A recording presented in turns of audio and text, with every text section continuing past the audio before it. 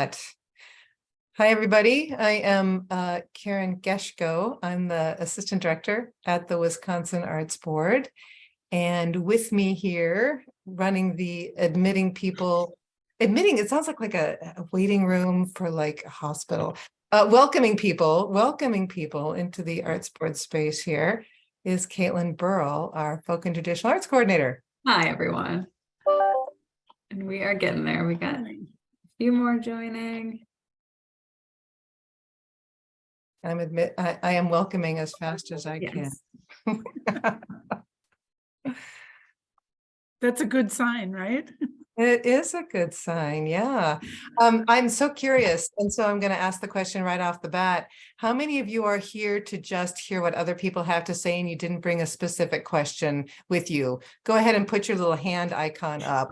Thank you, Doris. You can do that. The actual one if you want to, or you can do the hand. Awesome. You are very welcome to hang out and listen and hear what others have to say. I'll be so curious to know if we only have like 2 questions in that way. But we have some frequently asked questions as well from past years that we will seed into the conversation. And we will welcome you to please put in the chat as we're going along. If you do have a question, because there's so many of you, we might miss your hand being raised. Just put into the chat what your question is, and we can address them that way as well. All right, Caitlin, how are we doing? Do we want to just get going here? Or Good. Yeah, there's a few more trickling in, but I think though we can't get Dale in for some reason. So Dale is our grants and services person on the Arts Board, and he's awesome, but we will punt without him because we can. Okay, I think we are good though. Great. I'm gonna take the Q&A notes down a notch here and just say, yeah, we're gonna do, normally what we love to do is get a sense of who's in the room and ask you to go around and tell who you are and what you're with and what your city, and we're just not going to do that because we have too many people. So we have you, we have the registrations though, and appreciate you filling those out so we get a sense of who is here. And then I guess we'll just start with the overview. And again, welcome your questions in the chat as we go along, and take it from there. Caitlin, keep me posted on Dale. But meantime, as I said, I'm Karen Geschko with the Wisconsin Arts Board. I'm the assistant director there. And Caitlin, why don't you go ahead and officially say hey again? Yeah, hi everyone. I'm Caitlin Burrell. I'm the Folk and Traditional Arts Coordinator at the Arts Board, and I also help manage the Arts Ed subcomponent of this program. Right. Thank you for being here. So, yeah. A really brief overview of what this organization is for those of you who don't know, excuse me, or who are encountering the Arts Board for the first time. The Wisconsin Arts Board is the state agency that is missioned to support the arts ecosystem of Wisconsin, essentially. And we are run by a 15-member board that is appointed by the governor. They each serve 3-year terms, and they're from all over the state. We have 4 people on our staff. So you have half the Arts Board staff right here, right now. And we are celebrating later this year, kicking off our 50th anniversary celebration. So you'll be hearing more about that as time goes by. But one of the main areas of our work is our granting programs. Another is our technical assistance programs. Today, we're focusing on a particular grant program, which is the Arts Project Program, Creative Communities. There are 3 subcomponents to that program. There is arts education, which is focused on K through 12 education. There is local arts, which is I lovingly call it the catch-all of community-based work. And then there is folk and traditional arts. And Caitlin, do you want to say a minute word about that? Yes, I'm sorry. I'm trying to get Dale in here. Yes, folk and traditional arts. Sorry, Karen. Okay. that one in particular is focused on art forms that are sort of rooted in and reflective of the cultural communities here in Wisconsin. So that could be more an ethnic tradition, maybe a tradition based around region, maybe religion. That just gives you a quick overview there. And if you have questions about the folk and traditional arts component in particular, I would be happy to schedule a call to chat about it. Yeah, thank you. So for those of you, okay, so we're going to do another raise your hand icon or your actual physical hand. How many of you have already registered in the Smart Simple online grant platform application system that we use? All right. Okay, that's helpful. If you have questions about the grant system and application form itself, we're going to ask you to hold those until the end. So we're going to deal with questions related to the projects themselves, the projects that you are envisioning or proposing first here, and then we'll get into the other. I would say that we received one question in advance, which was great. And Caitlin, if you want to share that one after the FAQs that I'm doing, please feel free to do that. And it's okay, really, if we just release the hope of having Dale in on this. It's okay. So frequently asked questions that we get almost every year. Is it important if you are engaging community partners, so other nonprofit organizations or for-profit organizations or whatever in your community, if you're engaging them in your project, is it important to have them already committed, lined up, and ready to go by the phase 1 deadline, which is next Thursday? And that answer is no. It is okay in your phase 1 application to say, we're doing this project with the Boys and Girls Club, for example, and we plan to, and we've already contacted them. So it's good to have already contacted the people in your community that you plan to engage as partners in this project. Good to connect with them ahead of time, even if they don't respond back. So this is who we're planning on incorporating or involving and collaborating with. And then by your phase 2 application, provided you're invited to submit a phase 2 application, by then it will be important to have lined up those people and ideally have gotten a letter of commitment or something along those lines. And if you have specific questions related to any of that, feel free to put that out there now in the chat or later. Caitlin and I are going to be very accessible going forward to answer the questions that you have. Let's see, another question that we always get is the budget. So in phase 1, which is really kind of a glorified letter of intent for this application process, right? So you're saying, here's our project proposal. What do you think, Arts Board? Is it worth putting a bunch of time into to do a full-on application, or should I save my time and resources because this probably won't fly? So the panel is going to look at your one-pager and say, wow, this looks like a really strong project proposal idea. There are a few questions that we have, but we want to invite them to submit a full proposal by April 6th, which is the phase 2 deadline. Or they're going to say, it looks like the idea is not fully formed, and I'm not sure that it's going to be strong enough and competitive enough to really receive funding. So we are going to suggest that we're not going to invite them to apply to phase 2. We're going to ask Arts Board staff to work with the applicant if they're interested in working with us to maybe develop a stronger proposal for next year, that kind of thing.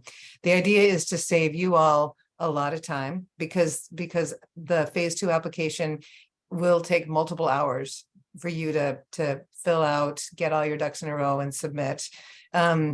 And there's no point in doing that if there's a high likelihood that you won't be funded. So that's why we have the phase 1, phase 2 piece. If you say in your phase 1 application, we're going to apply for $4,000, and then in your phase 2, weeks later, you've done more planning and you've figured out a few other things related to your budget, you can come in and say, no, we're only going to ask for 3,000, or whoop, we're going to ask for 6,000 because this is how the project has developed since you invited us to submit a full application. Totally fine. Let's see. Another typical project or question is, can project activities begin before July 1st? So the timeline for this Creative Communities grant is our fiscal year. So you'll be receiving fiscal year 24 funding from us. That means that the project that we can support with that funding begins July 1st of 2023 or after, and ends no later than June 30th of 2024.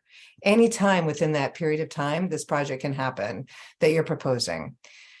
Now, if you are coming into us for, let's say, a 3-month summer-based program with your community, and your community really needs that project to start in June, and it's going to go all the way through August, that's totally fine. What happens then is that you come to us and say, we're asking you for help with 2/3 of this project that we're doing.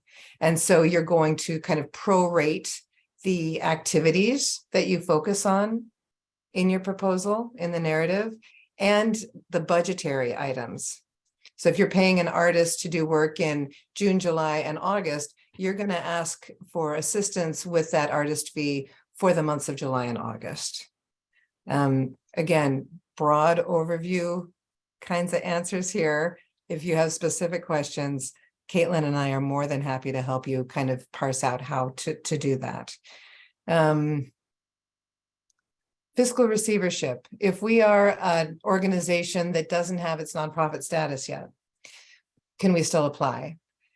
That answer is yes. If you can find a nonprofit fiscal receiver, an organization that has been in existence for 3 years and has a track record within the community, or 3 years or longer, they can receive the funding on your behalf, and then they'll work with you to disperse the funding to you and all the things.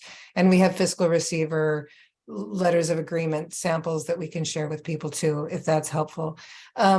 Generally speaking, you yourself, your organization needs to have been doing work in the community that you are interested in serving for 3 years at least, because what we want to encourage is for you to have sort of developed community support from your local community before you come to the state to ask for assistance at this level. So that's the rationale for that. It also is us kind of doing due diligence with taxpayer funding, which is of course what funds these grants. So fiscal receivers are certainly allowable. That's a particular relationship. If you're entering that kind of relationship for the first time, happy to answer any questions that you have, maybe like not today, like later this afternoon, if you want to send us an email, or tomorrow or whatever. And Caitlin, if you wouldn't mind putting our email addresses, everybody should have yours, but just in case, again, in the chat, I would be grateful for that. Other particular questions? We'll deal with that when we get into the application form itself. On the Creative Communities web page within our Arts Board website, there's a page devoted to Creative Communities. There are a bunch of resources that we list for applicants. I encourage you to spend some time on that page and looking at those resources, especially if you are invited to phase 2, just to kind of see what's out there and what we might be able to help with proactively. And so such as a letter of agreement with a fiscal receiver or whatever.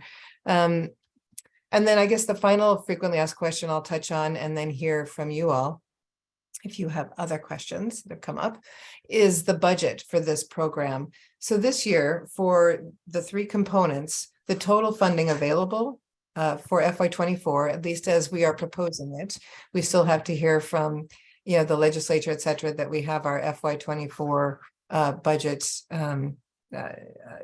capacity as we envision it, but we anticipate $160,000 Actually, that's what we had in this current year, FY23. So I don't know that that's going to grow next year.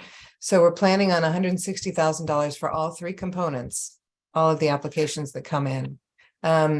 Last year, for those of you who are interested, because we're dealing still with the pandemic reverb, the number of applicants have been pretty low over the last couple years. They're growing. This year, I anticipate a bump. But last year we had 22 applications in arts education apply to phase 1. Of those, the panel invited 15 to come into phase 2. So 7 were not invited. And then 13 of those accepted the application invitation. So 13 organizations actually submitted a phase 2 application, and all 13 were funded. The idea is that if you're going to put the work into phase 2, unless there's some big questions or problems that weren't clear in phase 1, you are likely to receive a grant. Going back to the numbers, in local arts, 28 organizations applied to phase 1. 21 were invited to apply to phase 2. Of those 21, 20 accepted that invitation and did apply to phase 2. And again, all 20 were funded. For folk arts, 8 applied, 6 were invited to phase 2, 5 applied, and 4 were funded. So that will just give you that kind of sense for those of you whose brains work on that level in that area. All right, so I see some questions in the chat, and I'm going to jump on them now. Caitlin, please feel free to interrupt me at any point if you would like to. Yeah, I'll just say I've had a couple questions just sent just to me directly. And if that's the case, I will follow up with you individually after the call if you have really specific questions. Okay, but I did see, some really big picture questions, maximum, minimum, and maximum request amount. So I put that in the chat. That's the 1,500 minimum request amount up to 6,000. And there was a follow-up, I believe, asking, so then would we need to provide an additional 1,500 if we're applying for 1,500? So yes, we do require that 1-to-1 match. And half of that will have to be in cash, which can be applicant staff time can count toward cash there.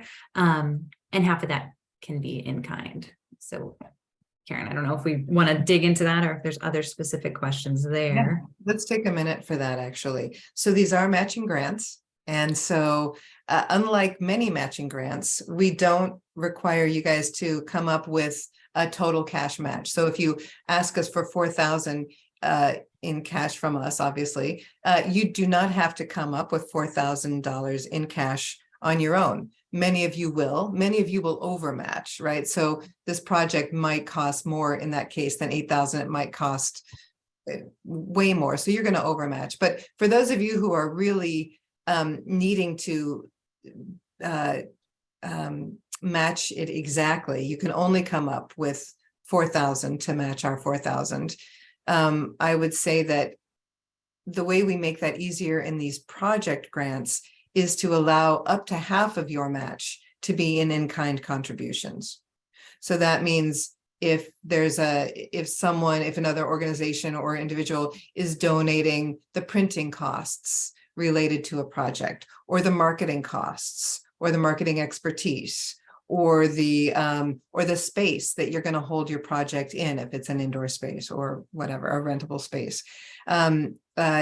So you can count those contributions as part of your match, which means you can go up to 2,000, so up to half of your match. The other half, that other 2,000, will need to be in cash. If you're asking us for 6,000, then you need to come up with at least 3,000 in cash, and you can come up with up to 3,000 in kind. And there's also some information about in-kind contributions on the Creative Communities webpage that I mentioned earlier. So that might help if you're not really clear what might constitute an in-kind. But basically, it's whatever does not come from the organization itself, the applicant organization.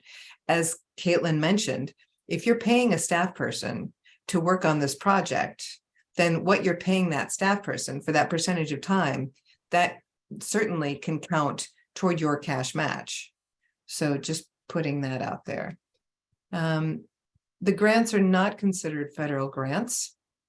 That was a question from Kylie West, I see in the chat. They are state grants. However, if we use some of our money from the National Endowment for the Arts to fund your grant, then we'll let you know that. And there will be some specific, and we'll provide some information about what that means to you, if yours is one of those. My guess is that most of the Creative Communities grants will be funded with straight up state money. Caitlin, I'm going to stop talking for a second. Did you want to say anything about the grants or amounts or matches or anything? No, I think you covered it. I've had I see a couple folks asking, Gina and Lori, I'm guessing when you're asking for those product numbers, those numbers that Karen stated earlier about how many folks applied to each program initially were accepted. Is that what you're looking for? It's hard to, and you can unmute if that's, I'll put those in the chat if that's helpful. Yeah, I'm just gonna, while you're doing that, thank you, Caitlin. Sue, you said is active for 3 years a showstopper, meaning if you haven't been active for 3 years, can you not? So can you unmute and just tell me a little bit about your organization and its work, and we can go from there? Yeah, thank you.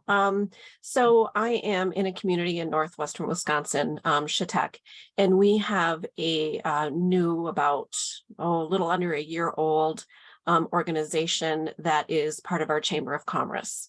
And we were looking at applying for the grant, but we don't meet that 3-year threshold. So I wanted to know if that was a showstopper for us.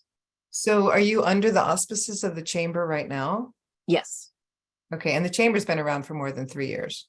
Yes. And the Chamber's, is the Chamber the nonprofit organization under which you operate for a while? So they're the applicants. Okay, great. Thank you for clarifying. Oh yeah, thanks for the question. It was a really good one. Just so you know, I've got Kylie West and Lori Olhoff. You guys still have a hand up, and I'm not sure if that's because you'd answered an earlier question or you had a question. So I just wanted to double check that. Sometimes it's hard to figure out how to put your hand down too. You actually called that at the right time, because I was just looking to put my hand up and then you said it was already up. So that was great timing. I actually have a question that kind of does build on that. So I'm from the village of Wanakee, and that's how we're going to apply. Is the village is applying, and it's for our Create Wanakee committee, which is a committee under the village. So the village is the applicant. Building on that 3-year thing, one of the things that is currently being worked on is a nonprofit that's going to be established by one of the committee members outside of the village. And that's actually going to be done in a few months. My question is, in the future, I know, exciting, right? So if they go to apply, that organization for a grant next year, they'll be younger, but the work that's being done by Create Wanakee, which is the people who are essentially going to be helping run that nonprofit once we disband here and move on, is that something that, if explained, would maybe kind of be okay that it hadn't been a 3-year organization because the work had been being done still? So the reason that we do require the 3 years in that instance, so you'd still want the village to be the applicant for the next couple, is because we really need that track record. We need to be able to say, this organization has been supported, survived, and done really good work over 3 years. So there's a strong track record that we point to. And that's just, again, that's just trying to be due diligence and being really responsible with taxpayer monies. If it were the Karen Geschke Foundation, we would have a totally different conversation, but that's where we're at right now. Right. Jumping back into Barb Witt, I see your number. I see your hand up. I'm just going to make sure we check in with all the questions that are already up there with related to the chat, though. Caitlin, is there anything that we haven't touched on that's in the chat? I think that Barb did have a specific question in the chat as well, so we could jump to Barb. Barb, Hi, thank you. Go ahead, Barb. I just have a question about the difference between the folk and traditional and the local arts, because what we're going to do is we're creating the first ever Indigenous music festival here on Madeline Island. And I did a grant several years ago, I think with the don't know if we did it with the folk arts, but we did the giant jingle dress dancer, and it was traditional arts. This is, these are, I mean, they're Native American people, but they're not, I'm just a little confused as to which one might be more appropriate. Does that Karen, make you want me to sense? jump in? I mean, Barbara, I would say it sounds like there's lots of contemporary art forms that will be involved there. And maybe there's certainly, traditional components to that, but my gut says local arts might be the better fit for that if it's really not focused on the traditional arts. Okay, that's what I thought too, but I just wanted to double check. Great. And we can chat too, as you dig into it or into phase 2. Yeah. If you decide in phase 2 that maybe it is traditional arts, we can go from there. Okay, thanks so much. Every now and then, Caitlin and I thumb wrestle for applications and projects, but generally speaking, she wins because she has a real good sense of how those projects fit into that particular category. So thank you. That does in this case sound like a local arts for sure. Scanning through here. Oh, Nancy, how do you notate a staff wage on the budget? In phase 1, you do not.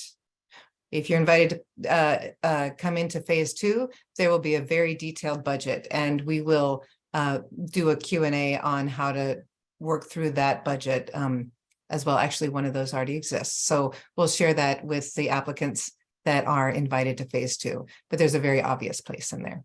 At least we think it's obvious. All right. Karen, I was going to say, I'll follow up with that with Cynthia's question about in-kind donation in the form of labor. So we do have I believe in the phase 2 guidelines, I think it's a sort of, I don't think it's a state rate. I think it's the national volunteer rate, but it might be state, Karen. It's national. It's the independent sector. Okay. And that is linked in our phase 2 guidelines if you want to use that rate, Cynthia. Yeah. I see a question from Al. If the program will be held at our facility, is the facility cost for the time period applicable? So yeah, I mean, yes, absolutely. And if you need to parse it out that specifically in order to make your match, let's you and I talk. If you're applying to local arts, or talk to Caitlin, or if you're applying to arts ed or folk and traditional arts. Thank you. Yeah, you betcha. Let's see, I'm seeing bunches of thank yous and yeses. If the in-kind donation is in the form of labor, okay, you already got that one. Thank you, Caitlin. I'm clearly behind you. All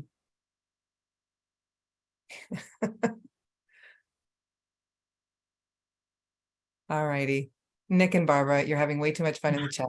Okay. I think there's a question, Karen, about panel selection. Oh, good. Go ahead and take it since I haven't gotten there yet. Good question, Nancy. And Karen, I might throw it back to you. Yeah. Do you want to answer that about panel selection? Panelists. Oh, what a lovely invitation to talk with you about our panel process. So we have a great, if you want to be a panelist, please fill out this form thing on the Creative Communities website. So please check that out if you yourself are interested ever in serving as a panelist. But for us, we always look for what our director calls the immaculate panel, which is the panelist, which is the person with no conflict of interest, right? So they don't have any skin in the game with any of the proposals. We look for geographic representation. We look for people with deep knowledge of the arts and a mix of that. So whether they've been really active as volunteers with their arts organization in their community for a long time, or they bring a specific expertise as a working actor, or whatever. So we look to, in local arts, I'm talking about right now. Caitlin, you jump in about the 2 that you staff, but we're looking for that geographic mix and a mix of artistic expertise, knowledge, experience.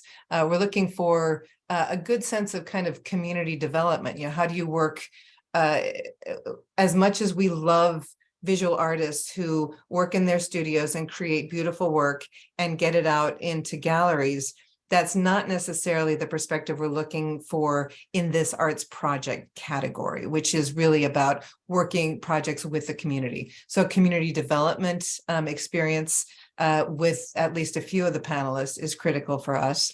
We look for a mix of gender. We look for a mix of Yeah, diverse voices, ages, that kind of thing. Does that answer your question? We sometimes pull people from out of the state every now and then to bring a regional perspective. And it gives us a chance to show off what Wisconsin is doing to people outside of our state too. So that's always interesting. Hoping that answers your question. Going to jump into the chat again just to make sure we're not. Can you apply for more than one grant? No, you cannot. I wish you could, Dia. That would be awesome. Right now, the budget is such that we're not able to grant out funds to all of the awesome organizations that apply as it is. So, so everybody gets to choose which one project and one grant they're going for, pretty much.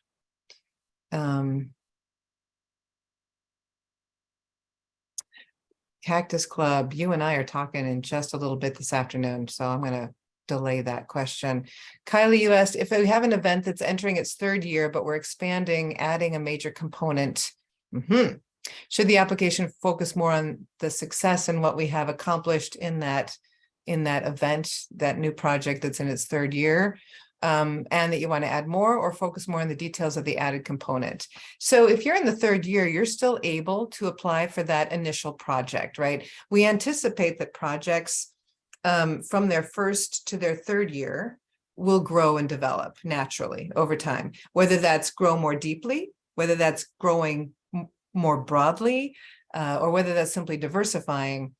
That depends on the project, but it's not at all unusual to have groups come in for all 3 years and then in that fourth year say, here's a massive new component that we're adding to this. So we've built, let's say we've built a series of summer concerts for the first time ever in our community, and in year 1 we did this many, and these were the artists. In year 2 we did this many, and these were the artists. In year 3 we did this many, and these were the artists, and this is what we learned along the way. And in year 4 we decided we also wanted to have a massive visual arts component, so we are adding to these concert series performances, we're adding an art experience, mural creation. The community is coming together and they're creating a mural that's influenced by the music that's being played or whatever. So that would be the new component that you would then come to us for support for the community art making piece, and not anymore anything related to the music or the concert series. That piece is done. You've received 3 years of support for that piece, and now you're only focused on the new component of this becoming larger event. I hope that made sense. Let's see, going down again. Oh, good, it did. Thank you, Kylie. Always good to have written reassurance. All right. Other questions? We have, it's 10 till, or it's 12 till. If there were like just a few of you, we would sort of walk you through the whole application form and all of that. As it is, we have a lovely recording of that we can guide you to. But if there aren't any burning questions right now, I would love to spend the last 12 minutes, Caitlin, if you're okay with this, just kind of opening up that smart, simple application form so people know what it looks like and have become kind of just walking through some of those tabs. That would be great. Yeah, Karen, are you able to? While you're doing that, I see Alan's question. Thank you for reiterating it, Alan. Examples of successful past projects are on the Creative Communities website. So there are some really nice ones that you can kind of check out. And as I say that, after this is over, I'm going to make sure that that's updated. And if it's not, then I'm going to, oh, Aaron, yes, I'm going to make sure that it gets up there because it was up there at one point. But local arts components, the local art component past projects include the summer concert season that I mentioned, a community mural making piece that bridged the gap between the community and the schools. There was some tension between those portions of the community, and so one community came forward and said, we would like to bring in an artist to work with community and school people together and the students together and build connections within our community along the way. And the artist was someone who was very well versed in both the art making and the community building components of that project. So that's kind of cool. And that's been neat to watch as it's evolved. So many projects that I can't even call them to mind right now, that because that would be favoritism. So, okay, Caitlin, I'm going to stop talking and I'm going to let you take it from here. Yeah. So once you are logged in the Smart Simple system, and if you have issues getting logged in or getting registered, I've had a couple questions in the chat. We can sort those after this, or if you want to reach out to Dale directly, I can put his contact information in the chat, because he's really our go-to on the back end here, especially for registration. So once you are registered, you'll see a home screen like this, and funding opportunities as an organization, creative communities will be here on the list, and that is what you're applying for. And once you click it and start an application, it'll kind of live in this in progress section here while it's a draft. So if you go ahead and open a phase 1 draft, these are the 5 kind of components of the application, but this applicant information is really pulled primarily from your registration. So that's kind of the boilerplate information there. You will want to be sure to fill out this mission statement and organization history. So we have a note about that in the guidelines, but to do that, you'll use the icon button here. You will click your organization profile, and then you can edit any of that address and information you entered when you registered.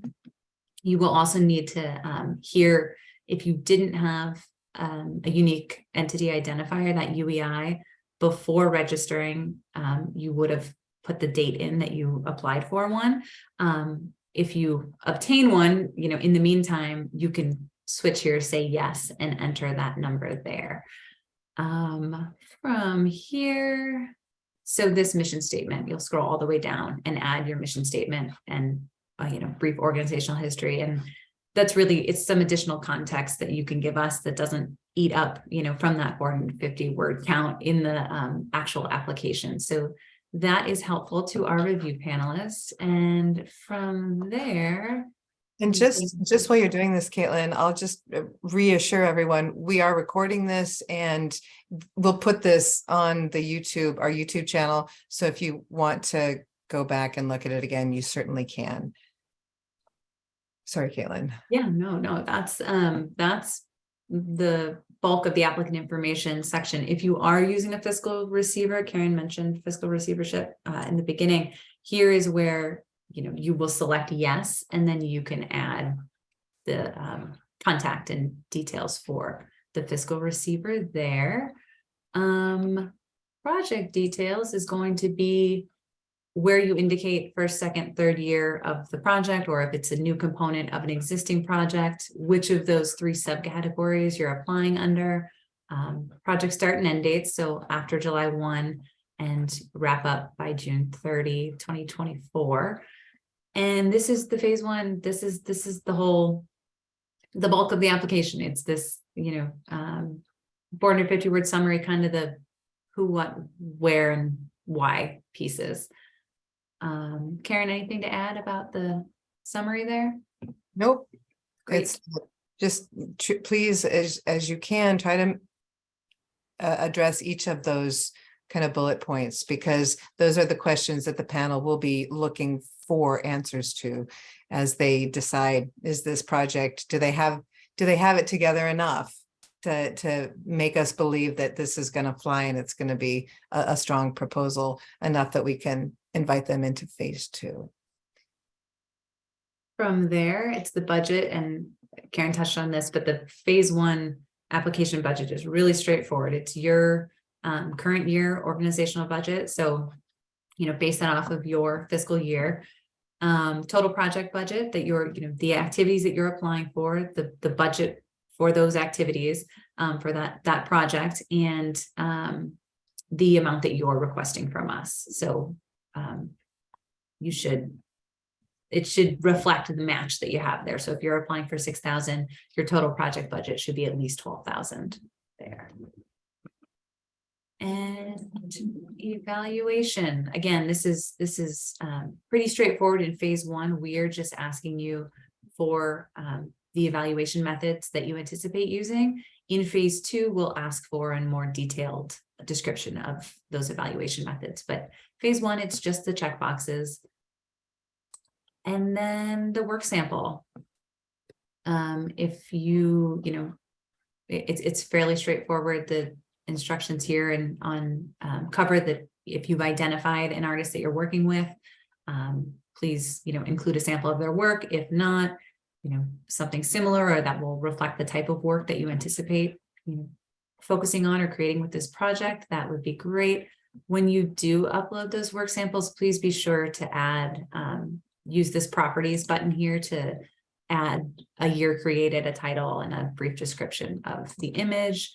And then if you want to or would prefer to link to a work sample, you can add a link here, and then we just ask that you provide a real brief description of you know, why you've included that work sample, how it relates to your project. And the last piece is the personal assurances piece. So, you know, I certify that the representations made here, you know, are true and to the best of my knowledge. So check that, and then it's just a type your name there as a signature, and that is the full phase one application. Karen, details to add that I missed there? I think you did a great job. I'm doing a chat response right now, so let's check in and see if anybody has any other questions that they can just raise their hands and ask.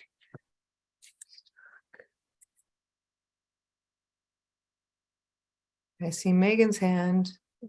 If the work, sorry, you want to, Megan, you go ahead and then I'll read from the chat. Please, you can just unmute yourself and please. I have a question. This is probably a rhetorical question and answer, but I'm a returning applicant and I'm curious if I need to send in my intent to apply via email today. Yep, that'd be great. Okay, cool. And then also, someone else had a similar question about the project like budget. I'm gonna see if I can find it. The villages, I think Kylie West, would the village's full municipal budget be used or specific budget? Yeah, no, that's a perfect question. And for some reason, I'm in this horrible loop in the chat and it won't let me get to that question. So thank you for reiterating it. Oh, it's there. Yes. Yes, no, please don't use the village's full municipal budget. Please don't do that. Now here's the thing. So what we're looking for is, so when it's a city entity or a village entity applying, what we're looking for is the budget of the department that is overseeing the project. That will be kind of the entity's organizational budget. If you don't have that parsed out and it's easier to give the villages, go ahead and do that. What that does, frankly, it's more relevant to nonprofit organizations that have like a $60,000 budget for the year, and we're doing a $3,000 project. So the panel can say, oh, this organization has the fiscal experience and capacity to handle a $6,000 budget or $10,000 project or whatever.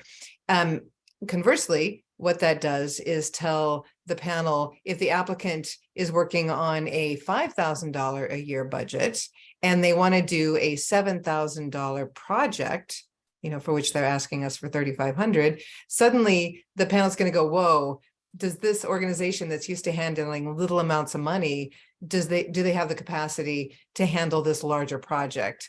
That's kind of a red flag. Let's learn more about that. So that's really the reason that we ask that question. It's a contextual fiscal question more than anything else. I hope that helps. And Megan, I take it back. I take it back. You do not need to. I was multitasking, which is always a problem for me. So please, if you're a returning applicant, you do not have to do an LOI. Okay. Okay. And cool. There was another question about the letter of intent, and it's really, send a quick email and say we're applying. It's that simple. We don't And need if we- any. Yeah, and the reason we do it is because there would be 100 of you on this call otherwise, because we've had groups say, hey, I want to apply, I'm an artist. And I get to say, actually, this is just for nonprofits. So please find a partner and work through that nonprofit. Or I'm a for-profit business and I want to apply for this. And then I can say, yeah, no, this is not us for you. Here are some other options. So that's kind of we're really just trying to help people save time in the long run by asking them to shoot it. And if it's a new organization, then it gives us an opportunity to connect directly and learn more about that project before you put the time into an application. I see a question from Nancy, and maybe I touched on it with the work samples, but if it's a new project, what would the work sample be? So that's where we say, Yeah. you know, have it be something that's going to reflect the sort of type and quality of work that you anticipate from the project. And we can chat more about that offline if there's specific examples or questions that you have. Yeah, please. Caitlin and I are pretty on call from now through next Thursday for any of those last minute. Please don't make them last minute questions about, this is the work sample image that I want to submit. Does it make sense? Or would you look at this and just make sure that this is going to convey what I need it to convey to the panel in terms of the artistic quality of the work or the audience engagement or community engagement or whatever. But that work sample really is where they're going to base their artistic quality sense of where the project will be going off of. So you want it to be relevant to the project that you're proposing, for sure. Karen, we had one from Elena about the for a work sample video, how long do we recommend? I think that we typically say like max 3 to 5 minutes, but In phase two. In phase two, yeah.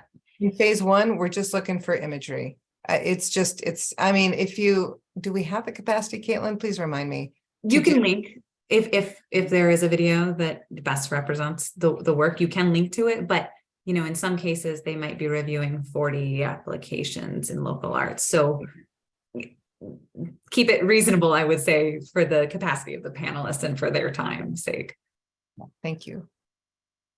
And then I see another question about multiple submissions. So hopefully we've covered that. You can apply for one project in one of the subcategories only. So just one application per nonprofit organization per year. I see 102. Thank you all for staying on. You are welcome to stay on even longer. Caitlin and I will hang out for a little bit, but for those of you who have heard enough, thank you for jumping on and joining us. And we look forward to either getting an email with more questions or just seeing an application from you. I will also say that we are available, if you would like, for us to review a draft of your narrative, especially if you get it to us soon, like by tomorrow would be awesome. Even sometimes if we get them on Tuesday. If I get lots of drafts on Wednesday, I'm not sure that I'm going to be able to give you some great feedback before Thursday's deadline, but just putting that out there. All right. And I see one more question about UEIs from Nancy about what is that timeline, or what is that? How long does that process take? Oh, dear Lord. So last year it took for months and months and months and months. It took us 3 months. It was ridiculous. They've kind of caught up with their backlog. And so now it could be, you could get it in 3 days. You could get it in 3 months. It depends on how you're filling it out and whether you're running into problems and whether you have all the information they need. So I will say that we've been working with a great guy named Mike in Senator Baldwin's office. And if you run into just so many problems and you are getting nowhere with your UEI application or registration, I will help you connect with him, and the senator will connect in with our friends at sam.gov and help move things along. Please, nobody get sucked into the SAM directory thing, which is important for some multi-million-dollar corporations, not for any of our grant applicants. So there's something called a SAM directory that is apart from sam.gov. If you see anything about a SAM directory, run the other direction and make sure you're looking at sam.gov. No money will be charged for this registration at all. So Just- could I just ask, Yeah. if I don't get it by phase 1 and I'm invited to phase 2? That's fine. Please Okay, have it. I'll still be you let have in. it- Okay. Yeah, oh, yeah, and please, yeah, so that's a better question. Thank you, Nancy. Sure. And then if you don't even have it by phase 2, then just let us know where you are at the process, and Okay. we just can't give you the funding. We can't send a check until there's a UEI in our books. So. Thank you. You bet. And we had a question from Melissa. It sounds like it's the same question the Cactus Club had about a series of events versus an event. What's a project? So do you want to dive into that, or you want to? Yeah, so a project is something with a clear beginning and end. It is now it may develop into your project once it ends, may develop into something that, you know, year 1 ends, but you also have a year 2 and a year 3, whatever. If it's just ongoing forever, it becomes a program. And programs are not something we support. However, we can certainly support the initial project that becomes a program over time. That's not a problem. So if you have an existing series of events and you like, let's say you do a theater season, and so you're putting in on multiple theater productions over the course of a year, coming to us for one of those theater productions is not a project. That's just part of your ongoing programming. If you are interested in adding a component to a theater production that and boy, that could go in lots of directions. In doing so, you're doing something that you haven't done before.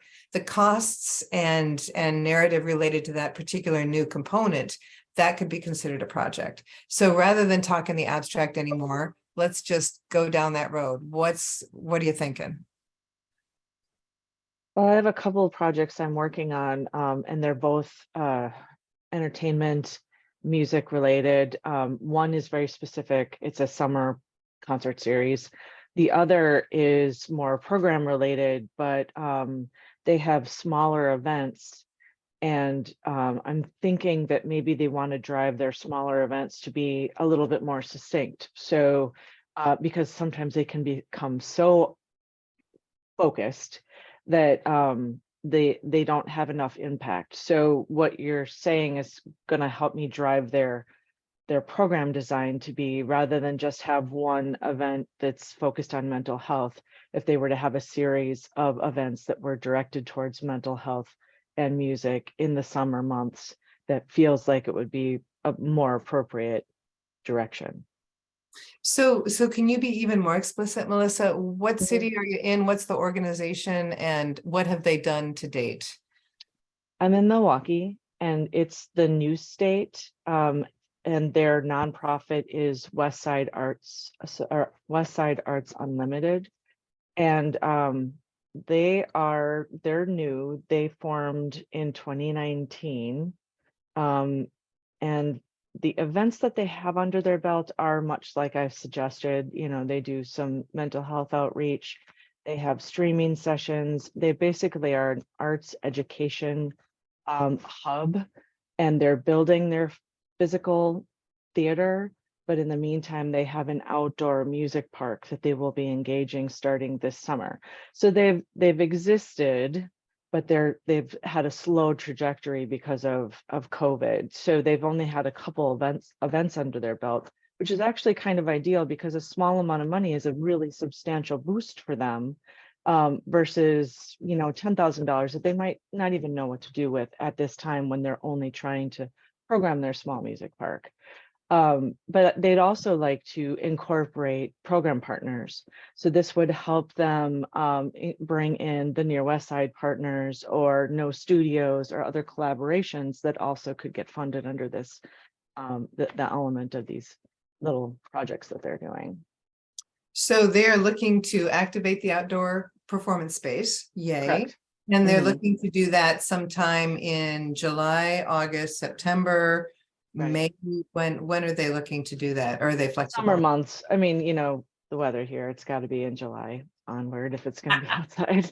Oh, fair weather. Okay, so then, so they're looking to do a series of events in the park. What is the project overlay? Because that there's a difference between doing a series of events as a project with a single vision and intent versus we're just starting up our programming and we're gonna do a series of events and they're not really connected, but they're fun and they're in this space.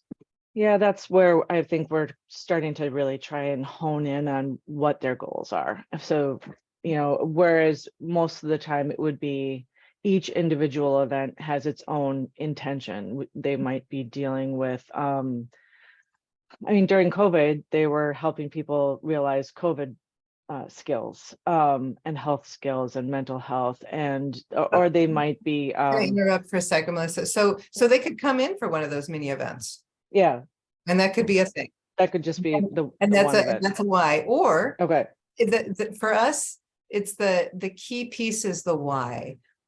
So if there's gotcha. if there's a series of small events, but they are all connected with a single why, a single intent, which is to activate the space, introduce the community to our presence, Sure. give a smattering of how the arts and mental health and physical health, how the arts and health are deeply connected. And at the end of these 5 events, this is how we're going to evaluate whether we achieved what we wanted to achieve. Each of these 5 events are linked in these ways, as opposed to they're totally, disparate and they all connect with arts Sure. and health, but whatever. Okay. So there are ways to frame it, and I'd be super happy Okay. to talk offline about specifics on that one. We've got that. We definitely have that content. I would welcome your response to what we have already put together. Okay, But great. this helps them to build like a more comprehensive and cohesive approach. So thank you for that. You're welcome. Comprehensive and cohesive. All right. Other questions from those? Kylie, your hand's up. Yes, ma'am. Okay, because I can't not be super paranoid, I'm gonna do something wrong. So our organizational budget for Create Wanakee is, we're allowed 10 grand in the village's budget. The artisan market that gets ran the last 2 years, going into its 3rd year, the full budget for that is about 10,000, but much of that is funds we get back from the registration fees, the entrance fees, food sales, things like that. So if I'm putting in this budget summary, our organizational budget's 10,000, but this project's budget's 10,000. That's very confusing. But your organizational budget, your nonprofit organizational budget, your nonprofit organization is the village, right? Yes, but the specific allowed for the department, Create Wanakee, that Yeah, so- handles this program is the 10. Okay, so then we'll just articulate that within the narrative. Okay, that was, then we have that, oh yeah, we get funds in from XX and X from the event. And this is Okay. how we have the fiscal capacity to handle this project. I would just be Mhm. that. Okay. Yeah. Perfect. That's a great question. Thank you. Nancy. Hi, I want to revisit a project that I proposed in 2020 that got shut down because of COVID. And I applied in the arts education subcategory, but I saw something on the website. It looked like all schools got arts education. Is that just how it happened last time, or is that what we should do? So arts education or local art, I'm not sure which category to go. Caitlin. I just want to make sure I'm understanding your question, Nancy. Are Sure. you asking, can only schools apply under arts education? And Yes. no. So No. we say sort of formal and informal K-12 focus there. So it could be after school programming. It could be, a Boys and Girls Club. It could be, as long as there's that focus on that K-12 age. I think that Within the project, not the Yes. applicant necessarily. Yes. The majority of arts ed applicants, at least are now, not. are not schools. Oh, really? So, but they were all schools. Is that just how it fell last time, or they were all schools listed? Maybe. Listed. That I would thought I was listing, I thought I was looking at who got the grants last time. There's a sample on this, or is it a link on the website? I know there's one of the resources is maybe, let me just pull it up. Successful arts education proposals, and they're all schools. That's why I, Ooh, I- thank you know, you for it putting might our have, bias. yeah, thank you for calling that to our attention. It might have happened that way because we weren't seeing a lot of applications from schools, and we were hoping to encourage those. So to kind of spark the some brainstorming there, we might have just included examples from schools. So no, that is not the case. Okay. It just happens that that's the example. Good question. Okay, all right, thank you. Yeah. Diane. Hi, can you hear me? Yeah. Okay, I'm a emeritus faculty from the University of Wisconsin-Stevens Point, and the dean asked me to get involved in this project. She's inviting 10 international artists for this water-themed exhibition in September. And she's asked me to be co-chair of this group, trying to drum up community involvement. And I would like to do projects with other people, with other artists for the K through 12. But I don't know if I'm applying through the University of Wisconsin-Stevens Point or through the gallery specifically, or should I go and approach the Boys and Girls Club and do it that way? I've done in the past, but it's been many, many years involvement with Jefferson School, Elementary School. So I had some community and artist grants that I did that with in the past. But I don't know who I'm applying with here, you know? So any or all of those would be just fine, really. Okay. So you can apply through the university, you can apply through the Boys and Girls Club, you can apply through the school, whatever. Okay.